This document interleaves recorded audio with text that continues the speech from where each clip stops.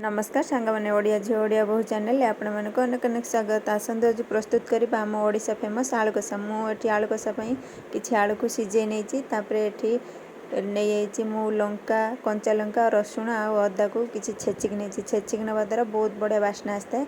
छेचा तो सरीगला ए कड़े मुझे तेल से गोटा जीरा जो आम छेचिक रखी थे पकईदे टिके समय फ्राए कलापर तापर दे देछि प्रथमे माने स्वाद अनुसार लूण तापर आवश्यक अनुसार हळदी गुंड तापर दे देछि गरम मसला तापर दे देछि लंका गुंड तापर दे देछि मु किचन किंग मसला आउ चिकन मसला सबू को देई टिके समय गोलेला पर जेहेतु सुखिला मसला गुड़ाक तापर हमर अदा रसुण भी छेचा जली जो अल्प टिके पानी देकी कसेला पर तापर से काटिक रखी टमाटर ताकू देकी कषेदबा। टमाटर भल भाव सीझीगला मसला भल भाव कषि होगला तापर जो आम जो सीझे रखी आलू ताकू देकी भल भाव एपट सेपट कर कषि नवा।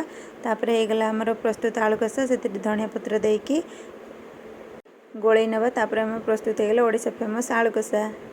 या आपण मैंने पिठा रुटी किंबा खास कर तो बरा सहित खाईपर मुझे पूरी करी पूरी सहित सर्व कर नेली।